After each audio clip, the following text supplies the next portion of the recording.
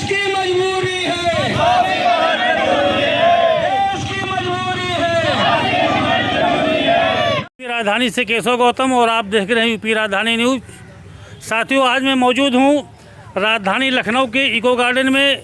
यहाँ पर पासी समाज एकता मोर्चा के तत्वाधान में करीब 24 संगठनों द्वारा ये धरना कार्यक्रम चल रहा है।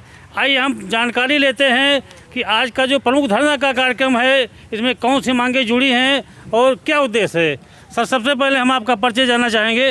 देखिए, ये जो पासी समाज एकता मोर्चा है इसमें 25 संगठनों के प्रतिनिधि शामिल हैं और 25 संगठनों के प्रतिनिधि के रूप में अभी अचानक मेरे को अध्यक्ष की जिम्मेदारी दी गई है।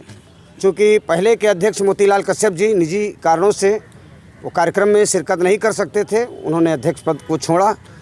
मेरा नाम रमाशंकर भीम है, पेशे से वकील हूँ। ये कार्यक्रम पहले से तय था तो ये जिम्मेदारी मेरे पे आई तो मैंने इसको आयत किया, स्वीकार किया। हमारा बड़ा मुद्दा है कि जब देश के अंदर जाति धर्म के नाम पर कोई भेदभाव नहीं किया जाएगा, भारतीय संविधान का आर्टिकल 14 कहता है सबके लिए समानता का अधिकार रहेगा, तो फिर सेना में जाट रेजिमेंट, सिख रेजिमेंट, जाटपूत रेजिमेंट, गोरखा रेजिमेंट, ये रेजिमेंटें क्यों बनी हुई हैं?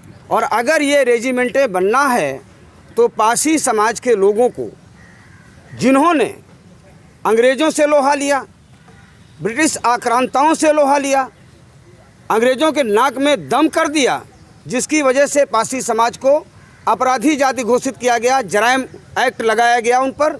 और जराइम एक्ट का दुखद पहलू ये था कि जब पासी समाज के घर में कोई बच्चा पैदा होता था और चौकीदार जब थाने में इसकी सूचना देने जाता था तो कहता था कि एक चोर और हमारे थाना क्षेत्र में पैदा हो गया है। हमारे पासी समाज के लोगों को जब कभी भी अपने रिश्तेदारी में कहीं जाते थे तो थाने से में लिखा के जाना पड़ता था, और जहाँ पर जाते थे, जिस थाने में जाते थे वहाँ पर भी एंट्री करानी पड़ती थी। और उस क्षेत्र में अगर कहीं कोई घटना हो जाती थी तो सबसे पहले पासियों को पकड़ के थाने के लॉकअप में डाला जाता था और ये मान लिया जाता था कि आज इस गाँव में फलाने के यहाँ समधी जी आए हैं और इन्होंने ही चोरी की है। ये एक जराइम एक्ट लगा था। तो जो जुर्म और अत्याचार अन्याय अब पासी समाज ने झेला है, देश की आज़ादी में 36 अंग्रेज़ों को 16 नवंबर 1857 को मौत के घाट कर उतार कर वीर गति को प्राप्त करने वाली माता उदा देवी पासी, रायबरेली के राजा बेनी माधव को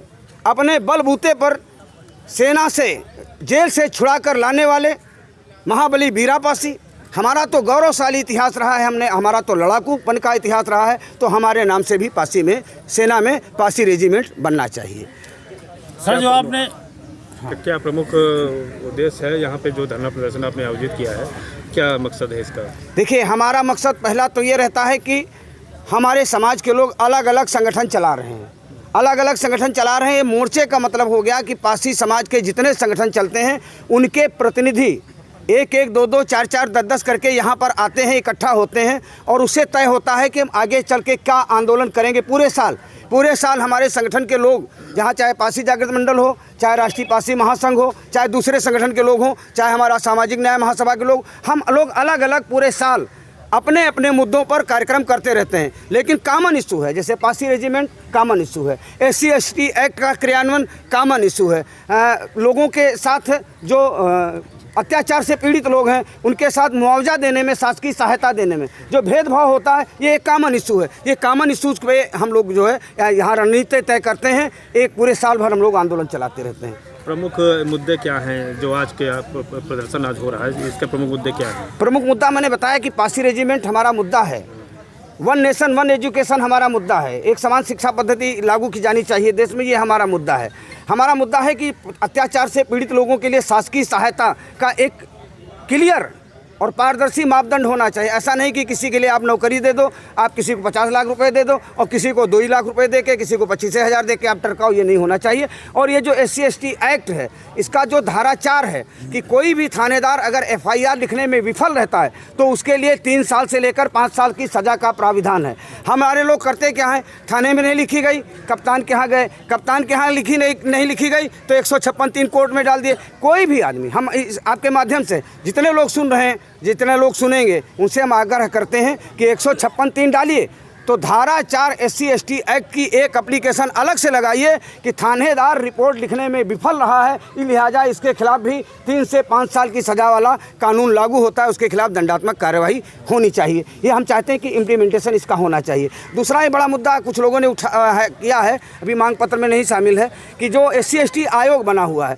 SC/ST आयोग में हराम की लोग तनख्वाह ले रहे हैं। किसी भी बड़ी घटना पर, आप लोग मीडिया के लोग हो, आप जानते हो, किसी भी बड़ी घटना पर SC/ST आयोग के सदस्य, चेयरमैन या वाइस चेयरमैन कहीं भी हिलते नहीं हैं, वहां तक जाते नहीं। बहुत बहुत धन्यवाद, आप लोगों से बात किया। कुछ और बात करना चाहते सर, अगर आपकी इन मांगों के ऊपर सरकार ने ध्यान नहीं दिया तो आपका अगला कदम क्या हो सकता है? निश्चित रूप से हम लोग तय करेंगे, अकेले नहीं। मैं I am not a single person, मैं अध्यक्ष जरूर हूँ, लेकिन हमारे यहाँ लोकतंत्र है, डेमोक्रेसी है, लोकतंत्र है, डेमोक्रेसी है। निश्चित रूप से हम लोग ये चाहेंगे कि आपस में तय करेंगे कि 2024 में हमें क्या करना है।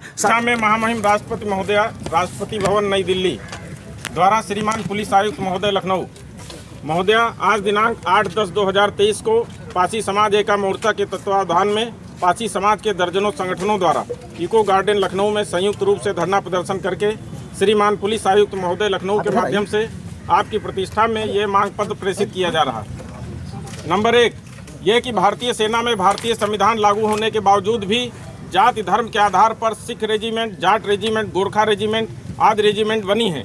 पासी जाति एक लड़ाकू कौम रही है जिसने ब्रिटिश सरकार द्वारा स्थापित जराइम एक्ट की यातनाओं को वर्षों तक झेला है। हम मांग करते हैं कि पासी समाज के शौर्य, वीरता, त्याग एवं बलिदान को देखते हुए सेना में पासी रेजिमेंट की स्थापना की जाए।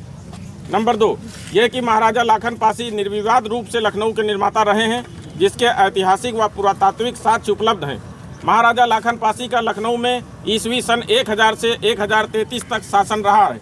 हम मांग करते हैं कि लखनऊ में महाराजा लाखन पासी की आदमकद प्रतिमा स्थापित की जाए। नंबर 3 ये कि विभिन्न सरकारों द्वारा बार बार घोषणाएं की जाती रही हैं कि पासी महापुरुषों के व्यक्तित्व एवं कृतित्व को शैक्षिक पाठ्यक्रमों में शामिल किया जाएगा, लेकिन अब तक उस पर अमल नहीं हो सका। हमारी मांग है कि अमर शहीद वीरांगना उदा देवी पासी, महाबली वीरा पासी, महाराजा बिजली पासी, लाखन पासी, जननायक मदारी पासी, महाशय मसूरियादीन पासी आदि की जीवनी शैक्षिक पाठ्यक्रमों में शामिल की जाए। नंबर 4 यह कि ऐतिहासिक व पुरातात्विक महत्व की पासी समाज की तमाम धरोहरें खंडहर होती जा रही हैं। हमारी मांग है कि उन धरोहरों, किलों एवं स्मारकों का समुचित संरक्षण एवं सौंदर्यीकरण करके उन्हें पर्यटक स्थल के रूप में विकसित किया जाए। नंबर 5 यह कि दोहरी शिक्षा प्रणाली देश एवं समाज के लिए विघटनकारी साबित हो रही है। हम मांग करते हैं कि दोहरी शिक्षा प्रणाली को समाप्त करके वन नेशन वन एजुकेशन की नीति लागू की जाए। नंबर 6 ये कि अनुसूचित जाति जनजाति अत्याचार प्रतिषेध अधिनियम में प्राविधान है कि बिना किसी पूर्व जांच के पीड़ित की प्रथम सूचना रिपोर्ट दर्ज की जाएगी। रिपोर्ट दर्ज करने में विफल रहने वाले थाना प्रभारियों के खिलाफ धारा 4 में दंड का प्राविधान है, लेकिन थाना प्रभारियों के विरुद्ध दंडात्मक कार्रवाई नहीं की जाती है। हम मांग करते हैं कि अनुसूचित जाति जनजाति अत्याचार प्रतिषेध अधिनियम व नियमावली का अक्षरशः पालन सुनिश्चित किया जाए। नंबर 7 यह कि भारतीय संविधान में सभी नागरिकों के मौलिक अधिकारों तथा जीवन के संरक्षण का दायित्व सरकार का है। अत्याचार के पीड़ितों या पीड़ित परिवारों को आर्थिक सहायता देने में सरकार द्वारा भेदभाव किया जाना अमानवीय एवं असहनीय कृत्य है। हम मांग करते हैं कि पीड़ितों को शासकीय सहायता देने में पारदर्शी, पूर्ण एवं समान शासकीय सहायता का कानून बनाया जाए। महोदय, ये मांग पत्र हम माननीय पुलिस कमिश्नर महोदय के माध्यम से महामहिम राष्ट्रपति महोदय को भेज रहे हैं। हम आपको ये मांग पत्र प्रेषित करते हुए हम आपसे ये अपेक्षा करेंगे कि ये हमारा मांग पत्र आपके कमिश्नरेट के माध्यम से राष्ट्रपति महोदय को दीजिए। सर हाथ लगा दीजिए। सर आपका आश्वासन सुना ही नहीं पड़ा। अवश्य पहुँचेगा बेटा, पीछे लिखा पढ़ी में जाएगा ये।